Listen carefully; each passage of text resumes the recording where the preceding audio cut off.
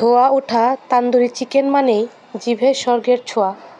মশলার জাদু আর চারকোলের ছোঁয়ায় তান্দুরি চিকেন পারফেক্ট কম্বিনেশন হয়ে ওঠে। আর সেই সাথে যদি গার্লিক বাটার নান হয় তাহলে তো কোনো কথাই নেই। আমরা মাঝে মাঝে এই খাবারটি খাওয়ার জন্য রেস্টুরেন্টে চলে যাই। সেটি আজকে আমি ঘরোয়া পদ্ধতিতে বানিয়ে দেখাবো। আসসালামু আলাইকুম। আমার এই ভিডিওটি যে যেখান থেকে দেখছেন আশা করি সবাই ভালো আছেন। আমি ফার্স্টে গার্লিক বাটার নানের জন্য ডো বানিয়ে নিব। এখানে 2 কাপ ময়দা, 2 টেবিল চামচ চিনি, 2 টেবিল চামচ গুঁড়ো দুধ, পরিমাণ মতো লবণ, আমি একটু তেল নিয়েছি আর সাথে 2 টেবিল চামচ ইস্ট নিয়ে ভালোভাবে কুসুম গরম পানি দিয়ে আস্তে আস্তে ডো বানিয়ে নিব এবং ময়দা ছিটিয়ে ঢেকে রেখে দেব। এরপর আমি চিকেন ভালোভাবে ধুয়ে নেব এবং ছুরি দিয়ে ভালোভাবে কেটে নেব। এভাবে কেটে নিলে মশলাটা ভালোভাবে ঢুকে ম্যারিনেশনটা খুব সুন্দর হয়। আমি এভাবে দুটি কেটে নেব। তারপরে টিস্যু দিয়ে ড্যাব ড্যাব করে আমি মুছে নেব যাতে কোনো পানি না থাকে। এবার মশলাটা মাখিয়ে নেব।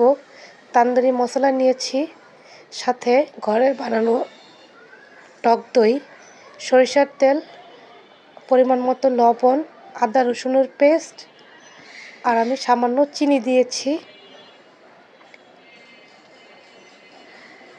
সব উপকরণ একসাথে ভালোভাবে মিশিয়ে নেব চামচ দিয়ে।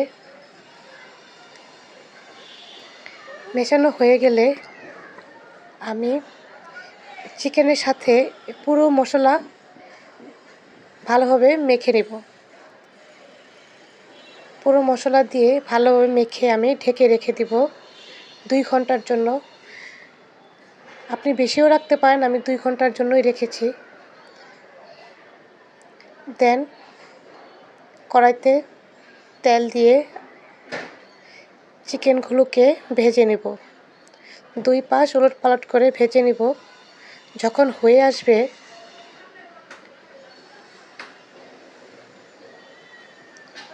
পুরোটা মশলা আমি এখানে দিয়ে দেব। এই ফ্লেভারটা খুব ভালো আসে এবং সিদ্ধ হয়ে যায়।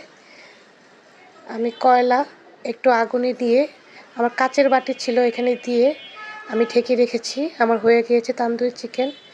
দেন রুটি বেলে সে সাথে তিল আর গার্লিক দিয়ে আমি তাওয়ায় দিয়েছি। ভাজা হয়ে আসলে 4-5 মিনিট থেকে 6 মিনিট সময় লাগবে। ভাজা হয়ে গেলে আমি এখন বাটার ব্রাশ করে নেব। Thanks for watching my